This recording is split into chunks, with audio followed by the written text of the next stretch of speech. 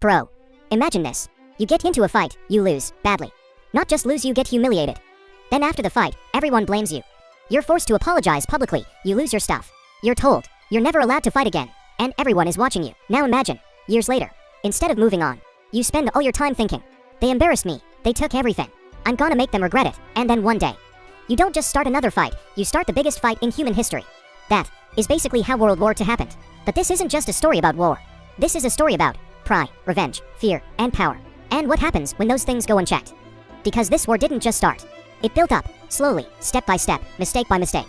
And by the time people realized what was happening, it was already too late. So let's rewind, back to the end of World War I. Millions are dead, Europe is destroyed.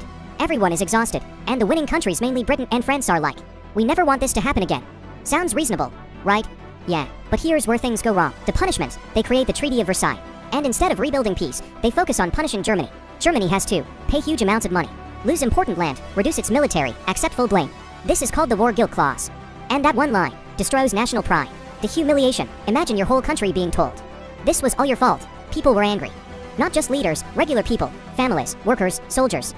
Everyone felt humiliated, economic disaster. Then comes the real chaos.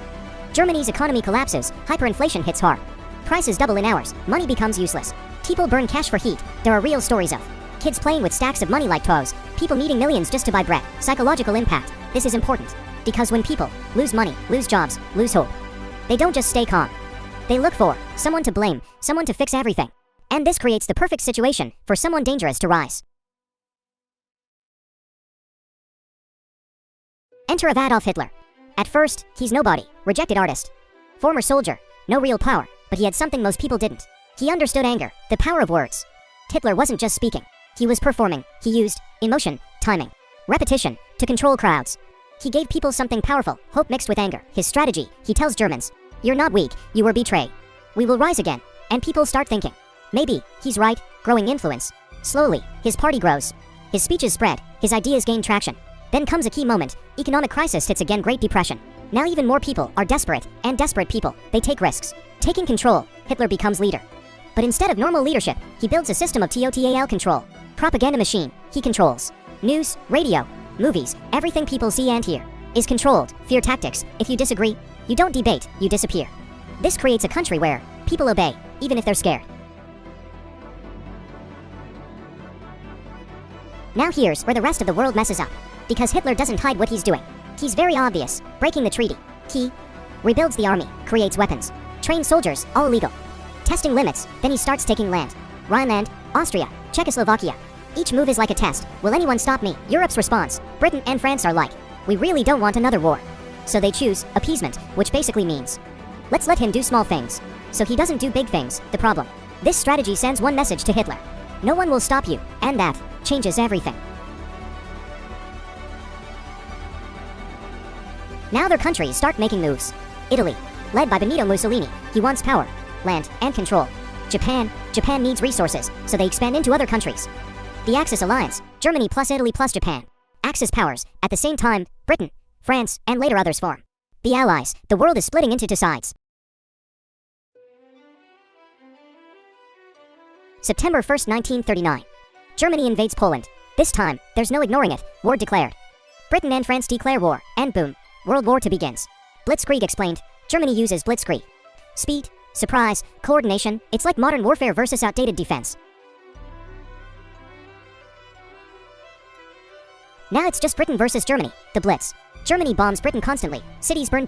People hide underground. Life becomes survival, resistance. Led by Winston Churchill, Britain refuses to surrender. Churchill said the most inspirational speech in the war. We shall fight in France, we shall fight on the seas and oceans. We shall defend our island, whatever the cost may be.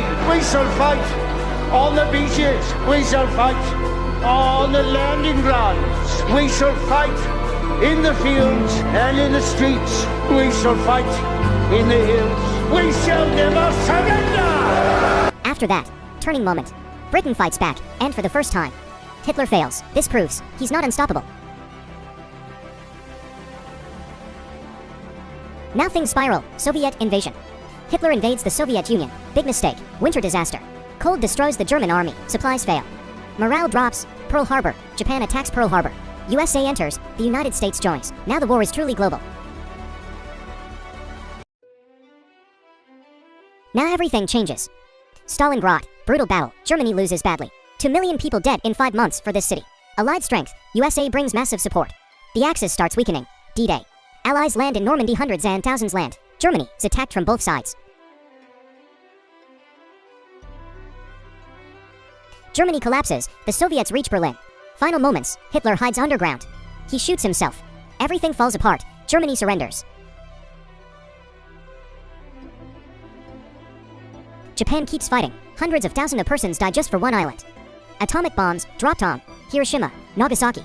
200,000 killed, but most of them civilians. Surrender. Japan surrenders. War ends. The world is changed forever. 80 million to 120 million people die. But around 50 million were civilians. All because of revenge, power, and bad decisions, and that is history of World War II, I guess.